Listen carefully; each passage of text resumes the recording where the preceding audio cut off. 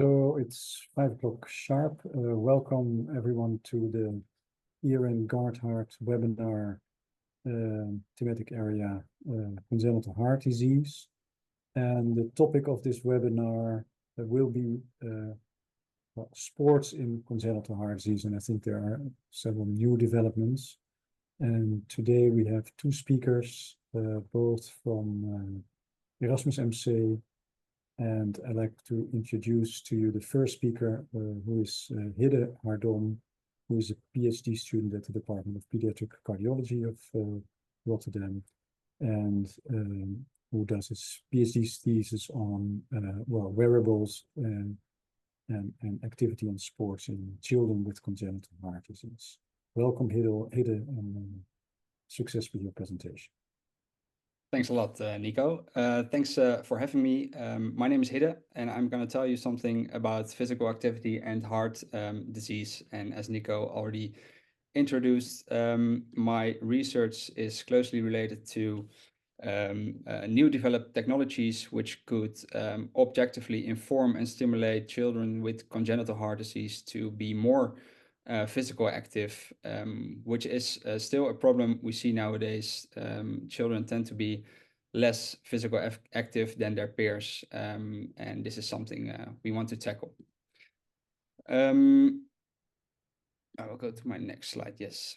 As you all know, sports and play for children, not only children with a congenital heart disease, but children in general, is of course beneficial. It's not only good for their physical health, but it's also good for their psychological skills and social skills. And in recent years, looking at the guidelines published by the European Society for Cardiology we see a clear shift in paradigm, where in 2005 the focus was more or less on when to restrict sports activity for children with congenital heart disease.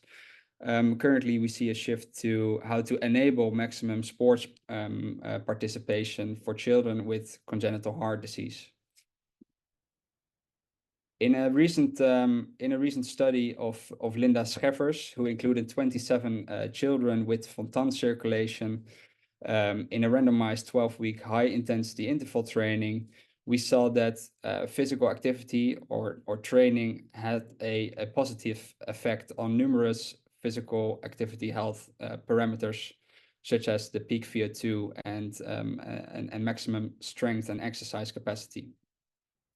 Well, this shows that such a training program really improves physical activity of this critical patient group, and they can safely exercise. Besides that, as we know, the current shift in guidelines and exercise can be done safely. This 12-week training program is not actually a lifestyle adaptation, and we currently still see that there is anxiety among patients and their surroundings, like parents and caregivers, on if patients can safely exercise. Some headlines from recent news articles: is it dangerous to play sports with congenital heart disease, or my child has a heart defect? If she even allowed to play sports or not? And to really tackle this problem, I think it's really important to hear from those kids and their surroundings what the problem actually is regarding inactivity.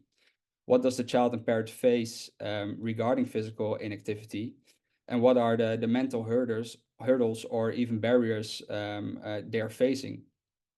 So together with the children and the parents, last year we did some focus groups, and with some interactive tasks. We asked them what's your daily schedule regarding physical activity. How do you go to school? What do you do at school? Can you participate in physics class? Just to get an idea of what those children are doing during the day. And this was also done for their parents. So separately, we could see the opinion of the parents and the opinion of the children regarding their physical activity. And what we saw is that inactivity is a multifaceted problem. Often the child is aware of its limitations, but it learned to cope.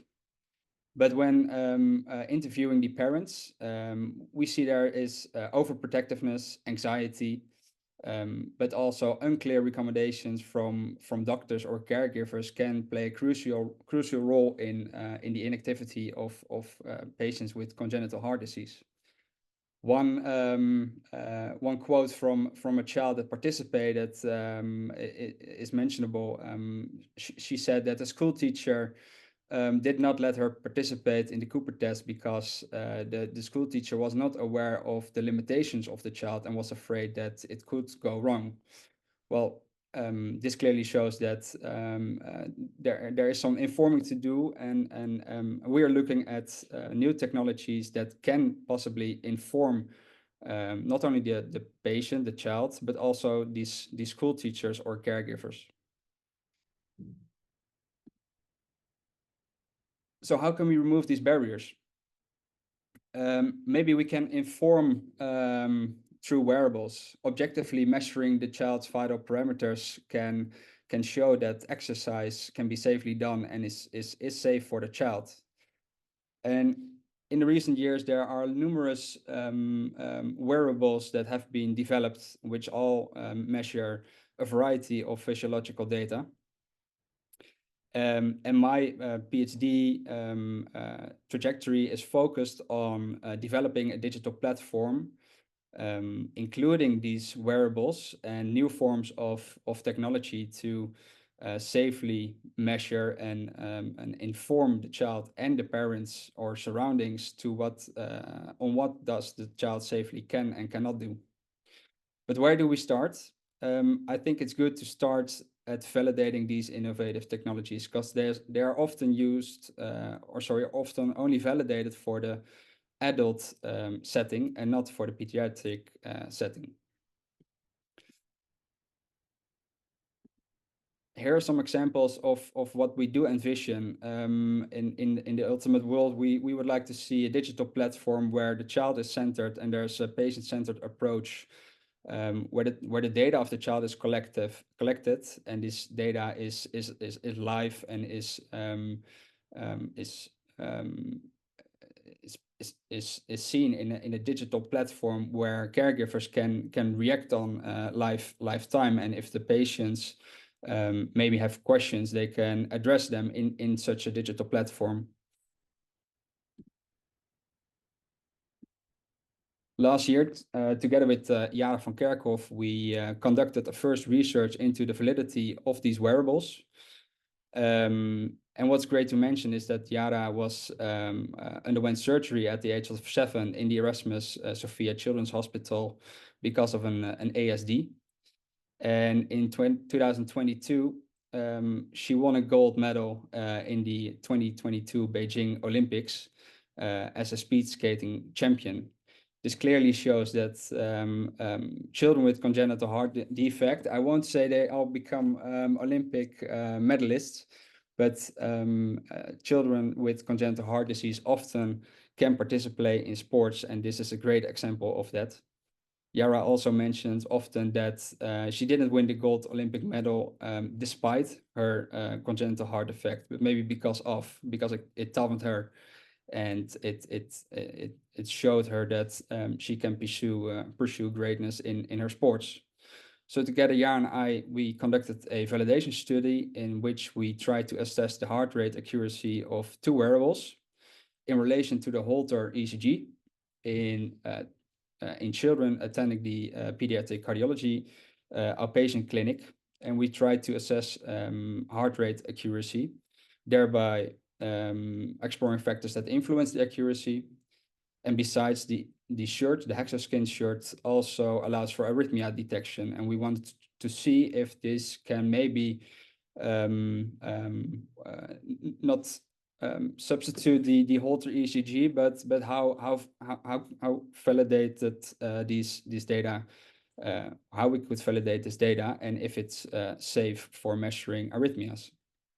Next to that, it's also important to really dive into patient satisfaction with these wearables. So I'd like to talk about some of the results of this research. 36 participants were included in the study, and we saw that both wearables had a slight underestimation of the Holter ECG. I mentioned this slight underestimation, which is fairly good, but as you can see, the limits of agreement are quite broad, which shows that there's quite a variance in heart rate accuracy. So the agreement is good, but the variance in heart rate measurements is not always even. When we're looking at overall accuracy, around 85% of all measurements during the 24-hour period were accurately measured. And during sleep, this accuracy was even higher, around 90%, than during physical activity, where the percentage of accuracy was around 85%. This is a graph of the 24-hour measurement period in which we see the heart rate of both the Holter and the Hexaskin device during the 24-hour measuring period. And what you can see is during the first 12 hours, the signal is fairly good. And you can see the Hexaskin signal is laying on top of the Holter signal, which shows that the resemblance is high. But during the last 12 hours, you can see a lot of noise in the Hexaskin signal, which is caused by the drying of conductive gel, which causes a lot of noise. So this is a thing that should be kept in mind when using this wearable for measuring heart rates. And I want to show you some example of how this ECG registration looks like. The two electrodes woven into the fabric form a one-lead EKG signal. And this enables us to also show you the rhythms which were recorded during this the 24-hour measuring period. So what we did to validate this rhythm recording is we asked a pediatric cardiologist to classify 36 EKG rhythms. And these signals were not shown together, of course, the Holter and the Hexaskin shirt recording, but we alternately showed them to the pediatric cardiologist, and 31 out of 36 rhythms were correctly classified. And here you can see a good example of how such a rhythm recording looked like. But in some instances, this is also not possible. Classification is not possible due to a lot of noise, which you saw in the red graph I showed you earlier. Importantly, it's also to mention the patient satisfaction that comes with these wearables. The median score on the questionnaire we gave the patients showed that a Holter with the electrodes and all the cords and wires showed a patient's satisfaction score of 2.5, where both wearables showed a score of 3.7 and 3.8. And to conclude this research,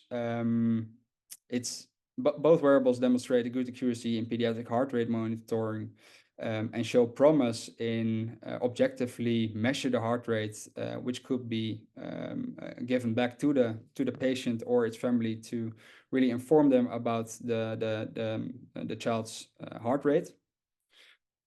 They provide more patient comfort and satisfaction than conventional Holter monitoring. And participants were very enthusiastic. They really want to try on the shirt and see what it was made of and how it all worked. That's a positive thing, I think. And next to that, the ECG shirt shows potential in arrhythmia detection, but more research is needed. To conclude overall, as we've seen, there's a shift in paradigm, and the focus on enable maximal sports participation for children has won it over how to restrict patients of playing sports, which is of course a good thing. In children with Vuitton, we saw in the study by Linda Scheffers that exercise can be done safely and it improves important health parameters, but there's still a lot of uncertainty around inactivity. And inactivity in children with congenital heart disease is a multifaceted problem, which urges a need for a multifaceted solution. We think that new technologies could be the solution to inform parents and caregivers about the child's health. But as you may have noticed in this presentation, it's still in its footsteps, and the new technologies are not evenly validated yet. Yeah, and that's something we should work on. In the ideal world, they could possibly reduce anxiety and the barriers to actively and safely let those children play sports. Thank you for your attention. Thank you very much, Hidde, for a very nice presentation. When we started this webinar, I forgot to introduce myself. I'm Nico Blom. I'm replacing Annemien van der Bos today. We are both chairs of the thematic area congenital heart disease. Annemien for the adult congenitals and me for the children. Hidde, can I ask you some questions on your presentation? Yes. In the meantime, we might see some questions also coming from the audience. The audience is free, of course, to ask questions. My first question, just I think it's good to stress that exercise is in most congenital heart disease safe, and that's what we nowadays say, I think. There's, of course, some exceptions like severe aortic stenosis, and so there are, of course, some defects that you have to know what you do. You showed very well, I think, in the Fontan group that not only it's different types of exercise that are safe. In the past, it was also more cardio training that was also shown to be safe, I think, in the Fontan patients. So that's important.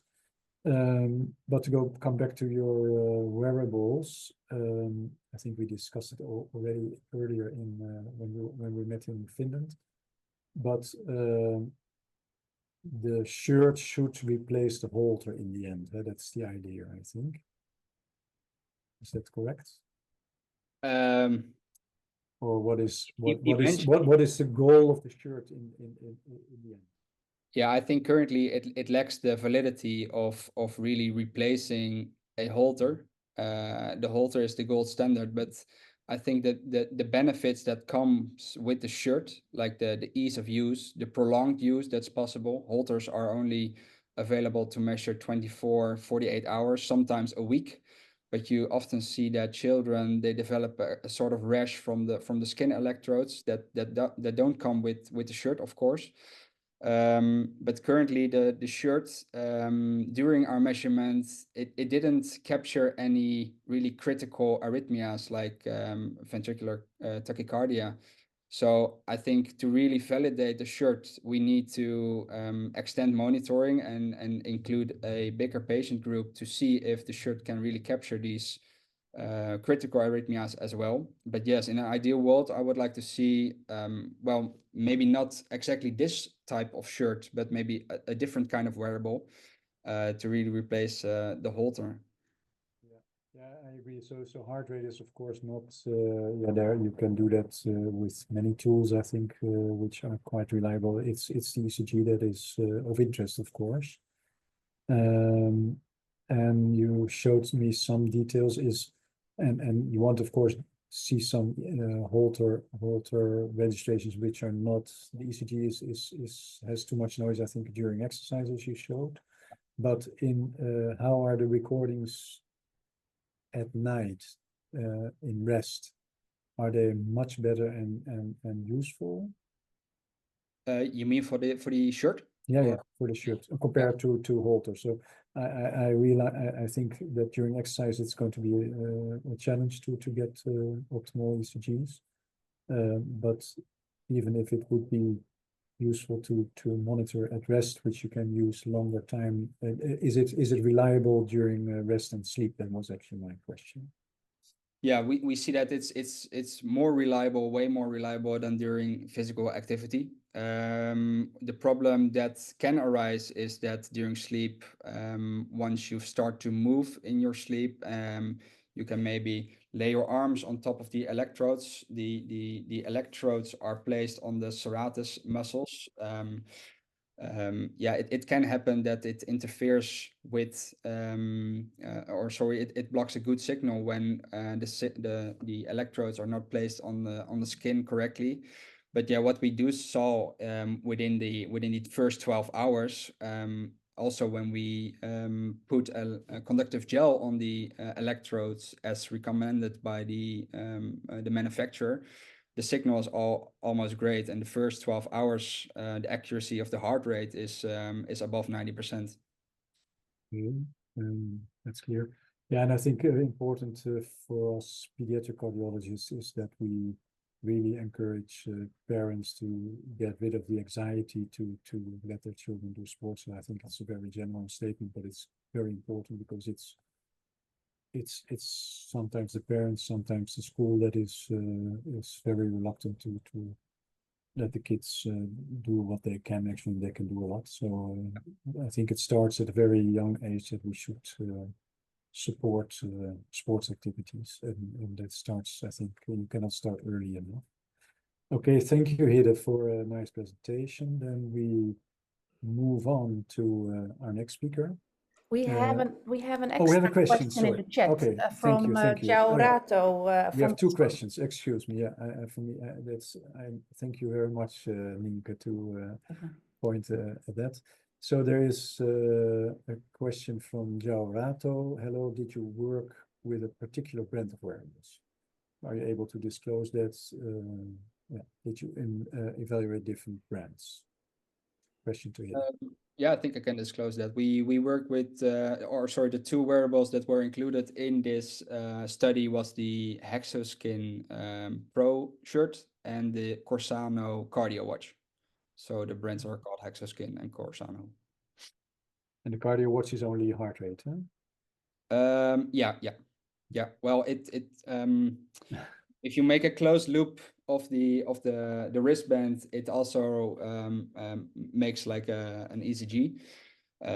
But we used it for heart rate in our study. Yeah. And then you have to, of course, do a closed loop all the time. So that's indeed. So that's not yeah. And I think many smartwatches and tools are for heart rate and just ECG. Yeah, but two different modalities where the wristband measures heart rate via PPG signals, so the optical changes in light from the bloodstream, and the shirt through those sensors that created the one lead EKG signal. Okay, thank you, Joe, for that question. Then we move on now to the next speaker, who is Sarah Unluturk, is also a PhD student from Rotterdam.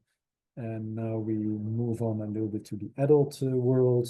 I think she does her PhD, but she will explain her PhD thesis on sports qualification and participation and quality of life in adults with congenital heart disease, where large cohorts are being studied. Welcome, Sarah, and success with your presentation. Yes, maybe Hidde, you have to close your presentation first. Yes, thanks. Thank you for the introduction and thank you for having me. Good afternoon, ladies and gentlemen. My name is Sarah Unluturk. Today I would like to give you a presentation about sports participation in adults with congenital heart disease.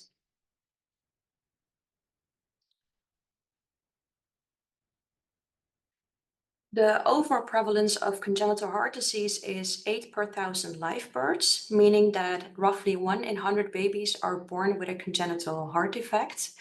Over the past decades, life expectancy for these patients has significantly increased. This is largely due to advancements in surgical techniques, perioperative care, advanced diagnostic measurements, and specialized outpatient care. As a result, it is estimated that 97% of the cohort born in 2000 will reach adulthood. These improvements have brought major shifts within the field of congenital cardiology. These figures illustrate the age distribution of patients with congenital heart disease, showing an improved prognosis for the future. It also highlights that an increasing number of adults with congenital heart defects are expected to reach the age of 60, leading to the emergence of a new patient group, the aging congenital patient. Furthermore, the quality of life has improved considerably, with patients increasingly striving to lead a normal life as possible. We are observing positive developments, which increasingly raises the question of what limits ACHD patients can push and whether such limits exist at all. This is also reflected in the questions congenital cardiologists receive during outpatient consultations. Many of these questions concern sports, often involving intensive and challenging physical activities. In fact, congenital cardiologists are more frequently initiating discussions about this topic. There remains a substantial group of patients who are insufficiently active or not physically active at all and need encouragement to become more engaged in physical activity. However, these advancements also present challenges, as there is a downside to improved survival. With longer life expectancy, ACHD patients are increasingly exposed to other risk factors. Where prognosis was previously determined primarily by risk associated with the heart defect itself, ACHD patients now also face traditional cardiovascular risk factors. Research indicates that 9 to 25% of the patients smoke, 33 to 45% of the patients have hypertension, and 10 to 20% of the patients are overweight. Additionally, non-cardiovascular risk factors such as cancer have also become relevant in this population. It is therefore essential for individuals to engage in regular physical activity, as it offers numerous positive effects. Regular exercise not only reduces the risk of all-cause mortality caused by cardiovascular disease or malignancies, it also provides protection against fractures and disorders like dementia. Moreover, physical activity helps in reducing traditional cardiovascular risk factors by lowering blood pressure, improving glucose levels, and enhancing the kidney function.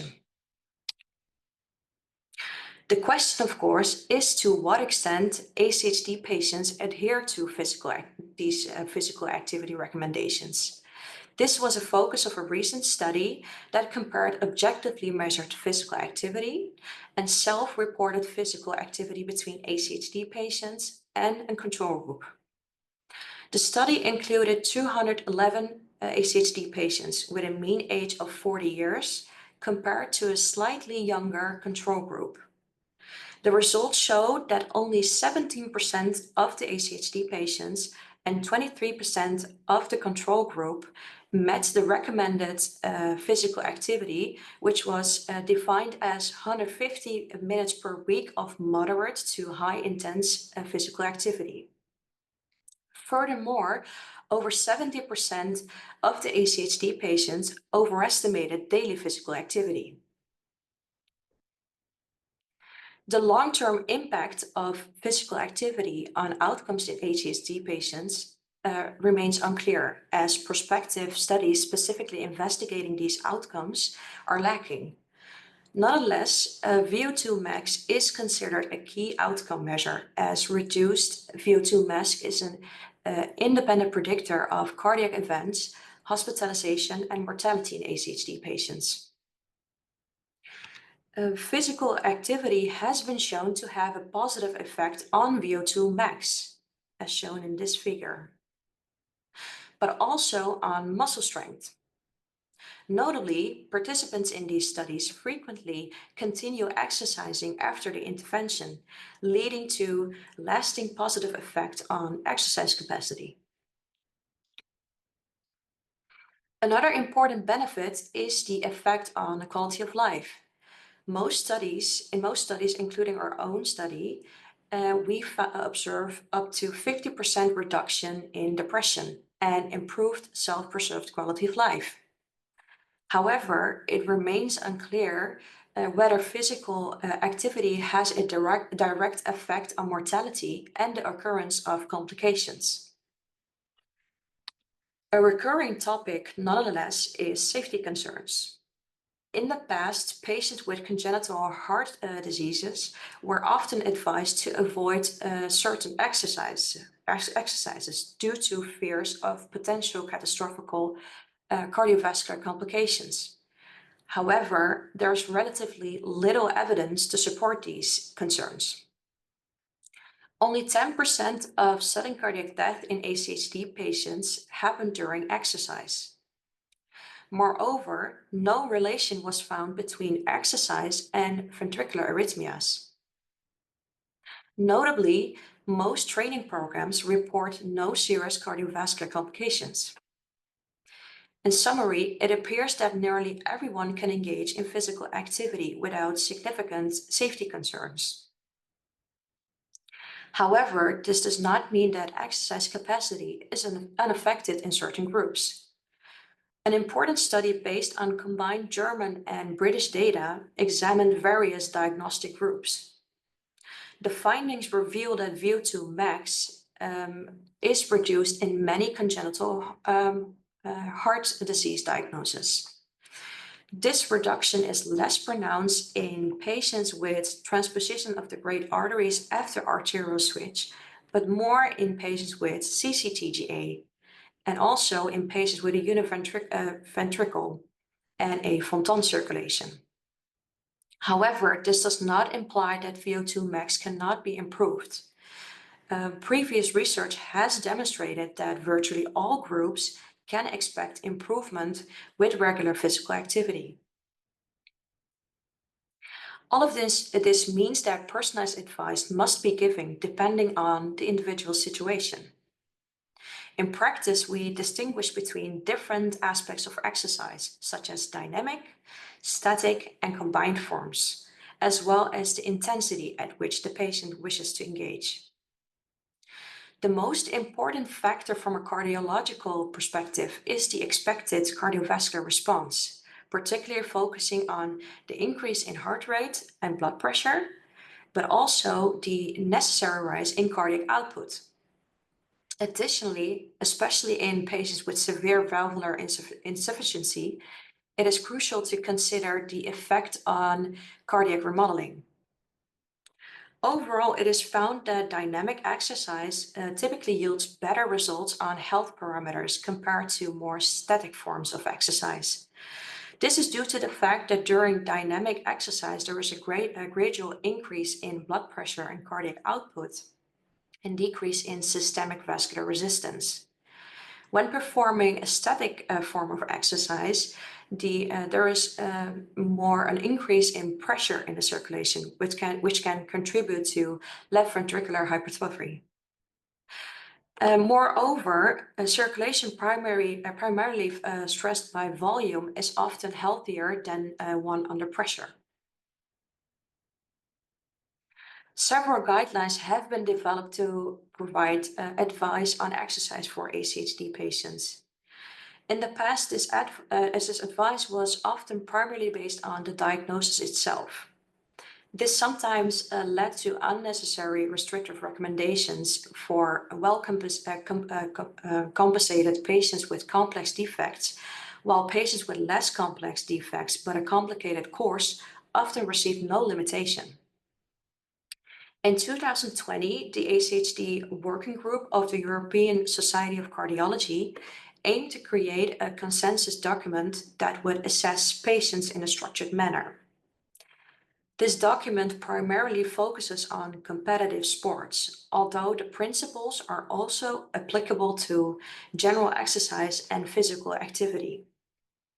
A key factor in these guidelines is the static component of exercise, which depends on the hemodynamic and electrical stability of the patient. So there is a 5-tier approach where regular assessment is essential. Step 1 is the history and physical examination.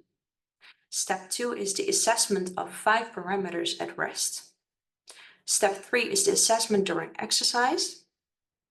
Step 4 is the recommendation of type of exercise. And step 5 is the follow-up. An essential part of this analysis is the assessment of the 5 parameters. Echocardiography plays a crucial role in this evaluation. The first step is to determine the function of the ventricles. Following that, potential valve abnormalities are examined as they can impact the functioning of the ventricles. The second aspect is the assessment of pulmonary pressure. While regular physical activity is also crucial for patients with pulmonary hypertension, certain sports are still discouraged. So activities such as scuba diving are completely contraindicated. The third component concerns the aorta. Firstly, it is important to determine whether the aortic abnormality is caused by a syndrome or caused by the congenital heart defect itself. In general, it is advised to avoid strength training and intense sports in case of moderate dilation, which is when the aorta has a diameter of 40 millimeters. In addition to echocardiography, investigations into arrhythmias are also of great importance. This can be done with a Holter measurement or during exercise test. The focus is not only on identifying supraventricular or ventricular arrhythmias, but also on the frequency of the arrhythmia, whether it can be triggered by exercise, whether it can be controlled with medication or ablation, and of course the effect on hemodynamics. For example, a patient with a supraventricular tachycardia that is poorly tolerated is always a contraindication for activities such as diving or climbing. Finally, the last aspect is saturation. This is usually less controversial as individuals with desaturation typically have significantly reduced exercise capacity. Nevertheless, it remains an important point to provide personalized advice for these patients as well. The progression of desaturation can be monitored by conducting an exercise test. A patient-specific recommendation can be developed using these parameters with a primary focus on the static component, which significantly affects hemodynamic and electrical stability. Additionally, individual physical fitness is assessed based on the outcomes of an exercise test. As previously mentioned, this consensus extends to general physical activity as well. It is remarkable to see how the approach to exercise in patients today differs from the past. This becomes evident when comparing the 2015 American and the 2020 European guidelines. What stands out is that both guidelines emphasize encouraging patients to engage in more physical activity, with less focus on restrictions. Additionally, the importance of shared decision-making is highlighted, along with the possibility of making exceptions to the rules. However, there are significant differences. While the American guidelines primarily focuses on the anatomy and whether the lesion has been corrected or not, the European guidelines are more concerned about the residual defects and the electrical and hemodynamic aspects. Within our own patient population, we have also investigated the effects of exercise in the aging ACHD patient. In our quality of life cohort, we studied patients with congenital heart disease who underwent surgery between 1968 and 1980 in Erasmus Medical Center and have been thoroughly assessed every 10 years. This included sports questionnaires, exercise tests, and quality of life assessments. We included 204 patients with a mean age of 50 years and found that 49% participated in sports, with 27% engaging in high-intensity sports. It is notable that the VO2 max is significantly higher in the sports group compared to the non-sports group. Moreover, we observed a lower basal heart rate in the sports group compared to the non-sports group, which is an important predictor of cardiovascular events. The self-reported quality of life was assessed using the SF-36 questionnaire. This questionnaire consists of 8 domains, of which 4 tell us more about the physical aspect and 4 about the mental aspect. We found that the sports patients, visualized in dark blue, scored similarly to the general Dutch population in light blue, while non-sporters in gray scored lower. Last but not least, we also looked at the safety concerns by comparing the event for survival between those 2 groups and found no significant difference. However, no clear benefit was shown in terms of the number of events either. Looking to the future, while survival rates for ACHD patients have significantly improved, it is important to recognize that these groups should not be considered cured. An increasing number of patients are facing complications such as heart failure, arrhythmias, and reinterventions. The question remains how we can further optimize outcomes for these patients. Research has shown that improved VO2 max reduces the risk of complications during follow-up, although long-term prospective trials are lacking. Currently, 2 HIT studies are underway. The first one is TOF HIT study focusing on patients with tetralogy of Fallot, and the second one is RIGHT HIT study focusing on patients with significant RVOT obstruction. Additionally, in collaboration with the Amsterdam UMC, we are exploring whether ACHD patients face barriers such as exercise-related anxiety. I have reached the end of my presentation. To conclude, to summarize, we can conclude that physical activity offers benefits for all patients, including ACHD patients. It is important to emphasize that exercise is generally safe, although certain sports may be less suitable for specific groups. Fortunately, we do not see any negative association with exercise as long as patients receive appropriate guidance. However, a key point of concern remains the lack of knowledge regarding the long-term effects, particularly with regard to complications in specific groups. Before closing off my presentation, I would like to give you 2 beautiful examples. The first one is Shaun White, also called the Flying Tomato.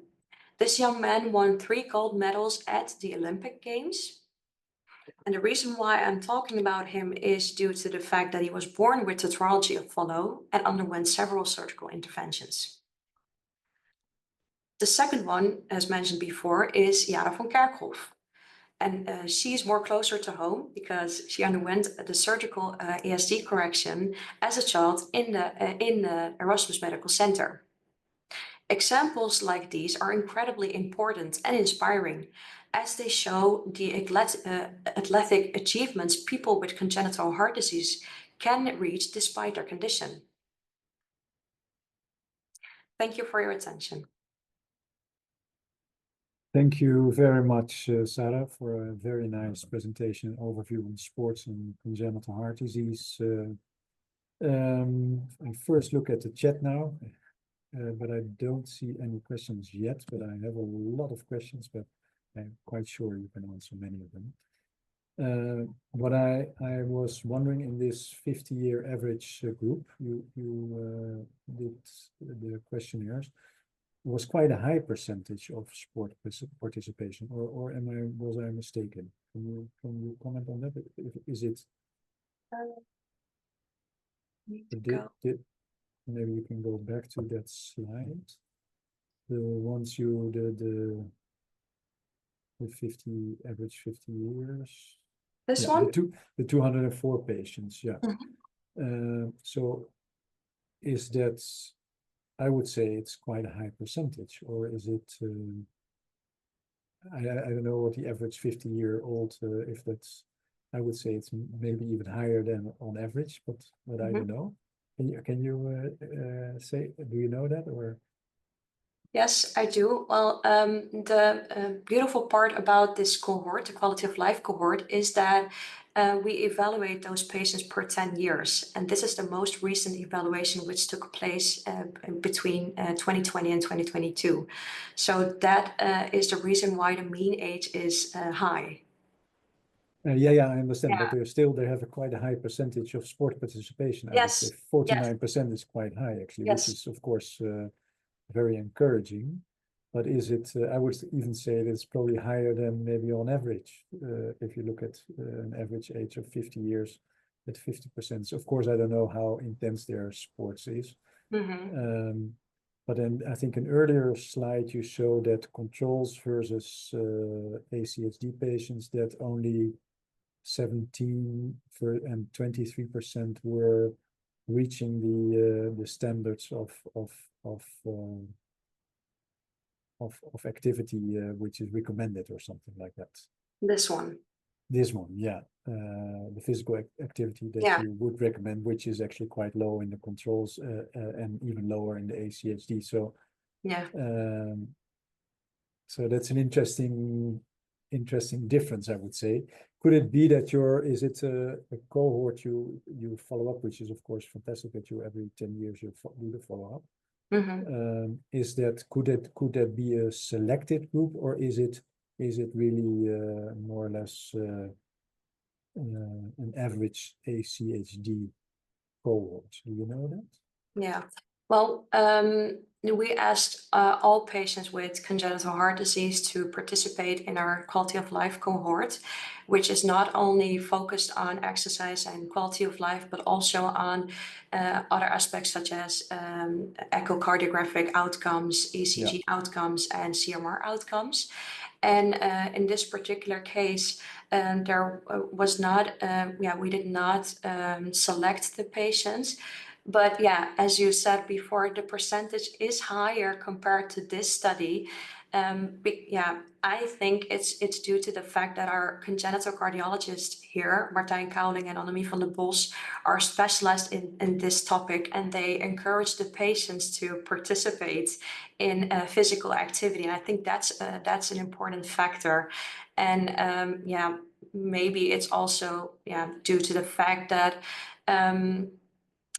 when I look at the patients that would like to participate in the study and prefer not to do it, we can see that the patients that do participate are very eager, very motivated. So I think it's also based on their own personality, I think.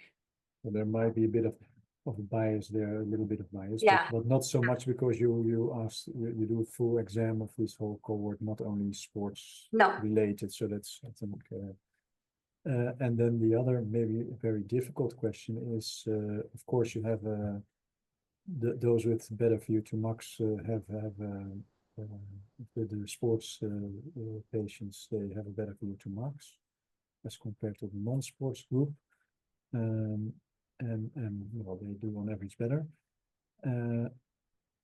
Do you have any idea? It could also be that those who are doing the sports are the better patients, of course, that they are fitter because they have a better cardiac function and no arrhythmia. So my question in general in this cohort of, and maybe it's difficult to answer, but in this 204 patients, do you know who are actually have a sports restriction because of all the things you mentioned, which have the arrhythmias, the poor function, etc. Do you have any idea, especially in the non-sports group, if there are patients there just don't want to sport because they don't like or lazy or whatever, or that they are actually in the group that you restrict them?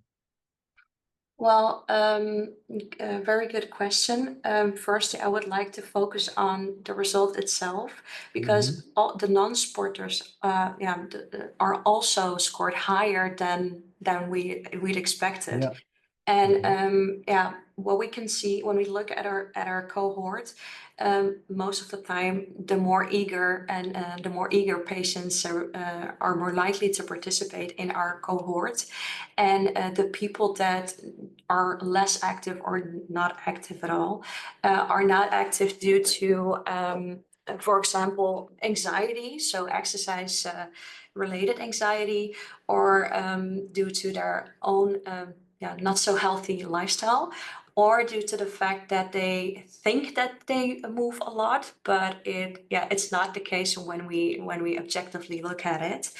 And there are, of course, patients that may have restrictions. So when we look at our patients, patients with after ASD or VSD correction, most of the time have a very optimal outcomes. But as someone with tetralogy of Fallot, most of the time they don't have RVOT obstruction anymore because it's already surgically corrected. But when someone has pulmonary stenosis or someone with TGA after mustard correction, there may be restrictions in those specific patients. And this is based on the 5 parameters that I explained in my presentation. So those 2 specific cohorts may have restrictions. I don't know the exact numbers, however. No, I can imagine that you don't, but thanks for clarification. If we go back to the pediatric cohort, then we can, to the pediatric children, the children, I mean, I think we've done in the Netherlands some multi-center studies on the pediatric Fallots and Fontan patients. And if you look at that cohort, also a selected group, of course, that no one actually had restrictions regarding sports advice. So they were all fit to do these exercise studies. But also there you have, of course, maybe a selection bias. What we are now doing in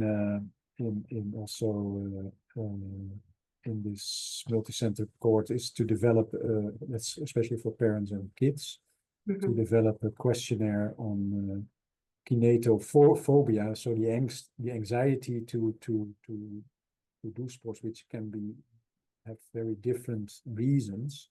And it's also good, I think, to know at a young age why they have fear for physical activity. That can be because of not well enough explained by the physician. It can have many.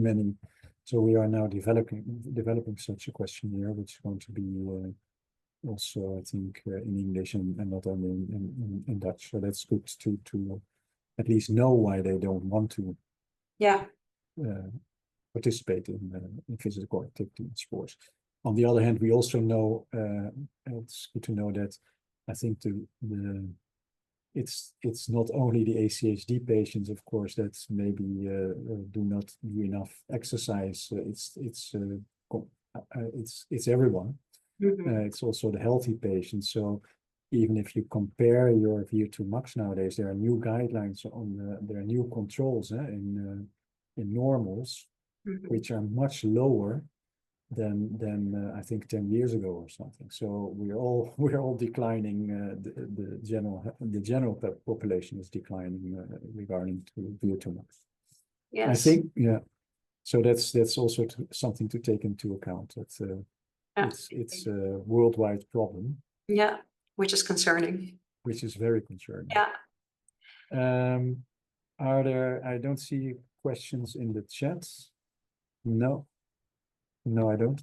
I think then we can end this webinar. I think was very interesting, and I'd like to thank Hidde and Sarah for their very nice presentations. The presentations is recorded, so it also can be viewed afterwards.